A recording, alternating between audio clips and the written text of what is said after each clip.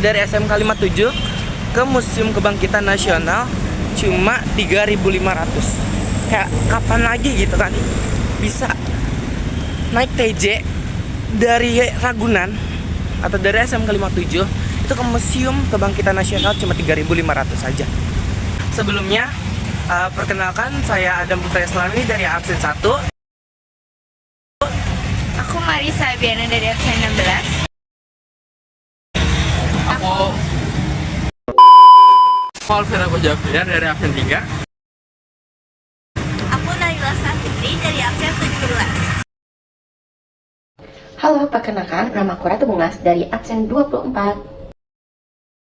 Oke, sekarang kita langsung aja menuju ke Museum Kebangkitan ya.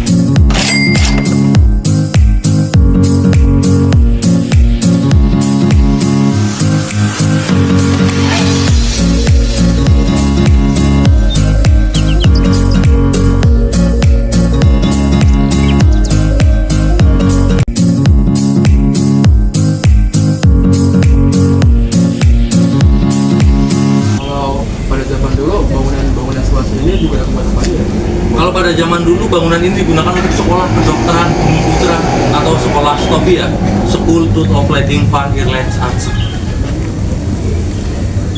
Nah, aku tanya lagi. Boleh? Kira-kira nih, kan katanya ya di sini dijadikan sekolah. Nah, kira-kira pelajar di sini apa sih makanan mereka selama di sini?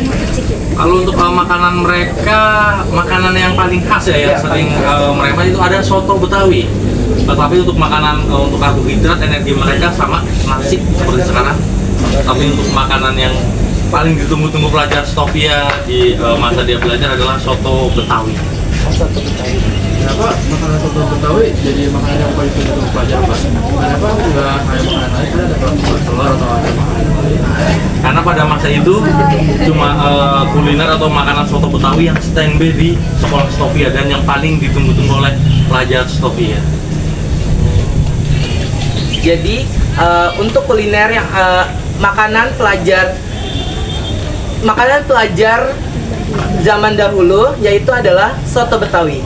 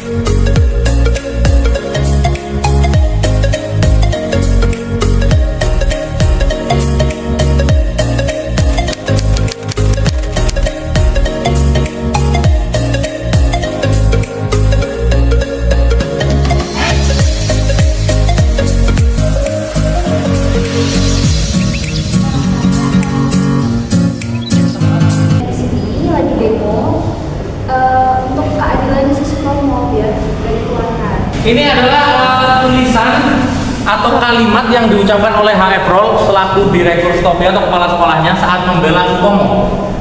Jadi kurang lebih yang diucapkan oleh H.F. Roll adalah, tuan-tuan sekalian, apakah tuan-tuan waktu masih muda tidak semerah Sutomo? Semerah itu artinya seberani Sutomo. Dan itu mereka rata-rata pertama kali masuk itu umur 11 tahun. Ini namanya ruang transit atau ruang tunggu. Ruang tunggu itu biasanya buat orang dari Belanda yang awalnya dari Belanda dari sini. Dan kalau bisa dilihat lantai di sini keramiknya beda.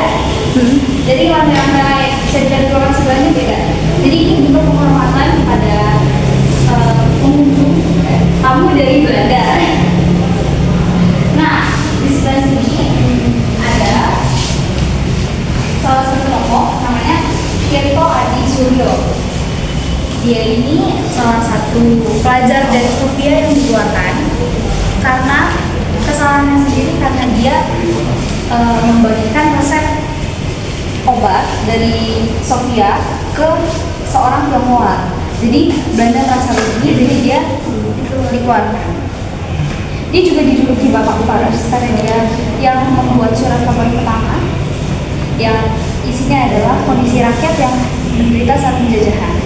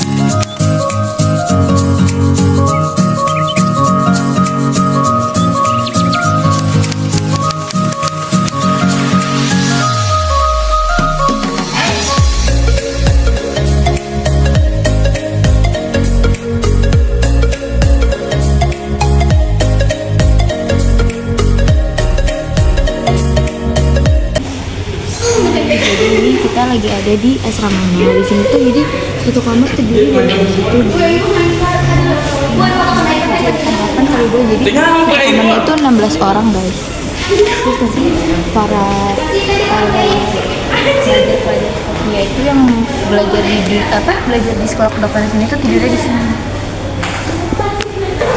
Ini koper buat penyimpanan baju mereka guys. Peralatan mereka. Ini juga. Ini boleh dibilang ya? Enggak boleh.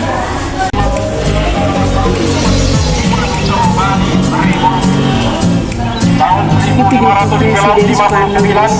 tanggal 17 Agustus 1945. Ini dari sumber arsip nasional Republik Indonesia. Ini juga ada menduduki tempat yang istimewa dalam sejarah perjuangan nasional kita, satu tempat yang unik. Seterusnya, Presiden mengajukan kepada segenap rakyat Indonesia, sekarang hei bangsa Indonesia, bangkitlah kembali dengan jiwa proklamasi di dalam kalbu. Tinggalkan alam.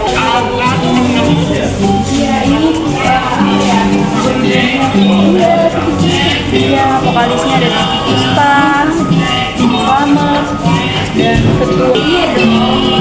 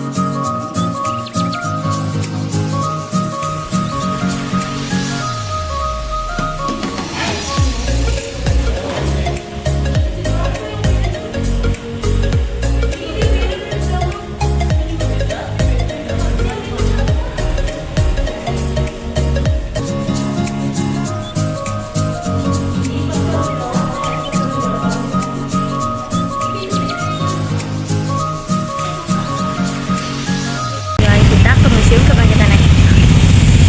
Bye-bye.